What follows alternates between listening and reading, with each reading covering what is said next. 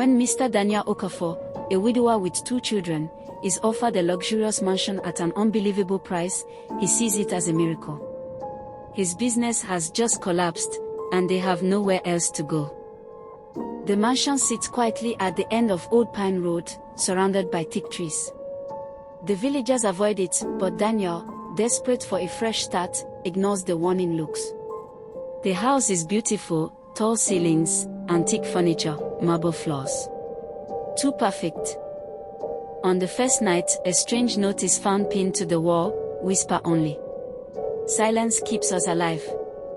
Daniel laughs it off as a prank, but his daughter Amora, 10, feels cold hands brush her cheek whenever she talks too loudly.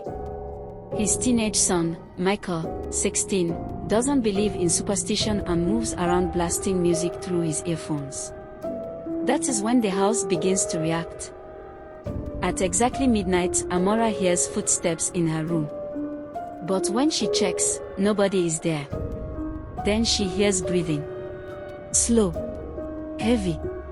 Right beside her bed. She screams, but no sound comes out. Her voice has disappeared.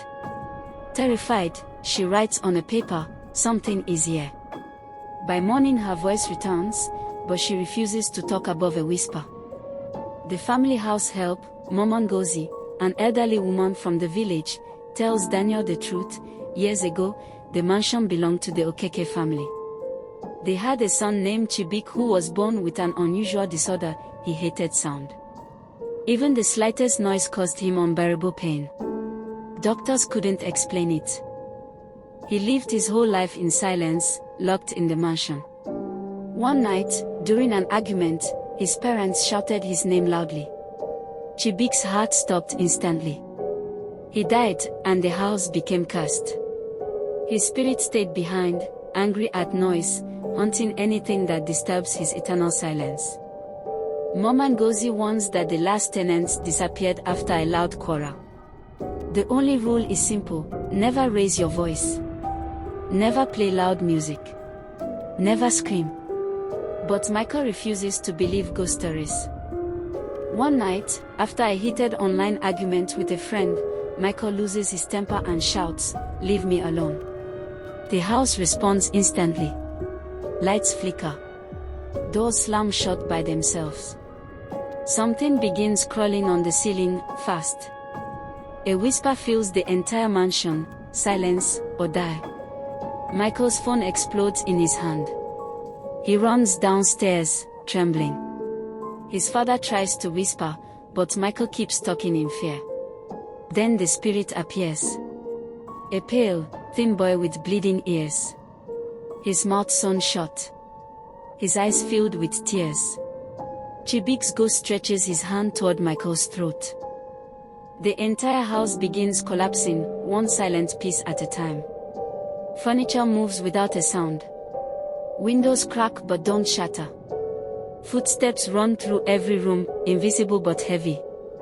Daniel remembers the note from the wall: silence keeps us alive. He covers his children's mouths gently, leading them slowly toward the exit. But Michael, in panic, steps on broken glass and yells in pain. Chibik appears instantly, screaming silently, lifting Michael off the ground. Amora, shaking, does the only brave thing she can think of. She kneels and whispers, "We are sorry, Chibik. We didn't know. Please, let us go." For the first time, the spirit hesitates. A single tear drops from his sewn mouth. He slowly releases Michael and points at the door, disappearing into the walls.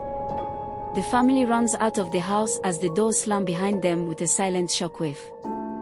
The Okafors return to their former small apartment, grateful to be alive. But every night, in total silence, they still hear it. A soft whisper drifting through their rooms, "SHHHH." The house may be far away, but Chibik's spirit is still searching, still listening, and still hungry for silence.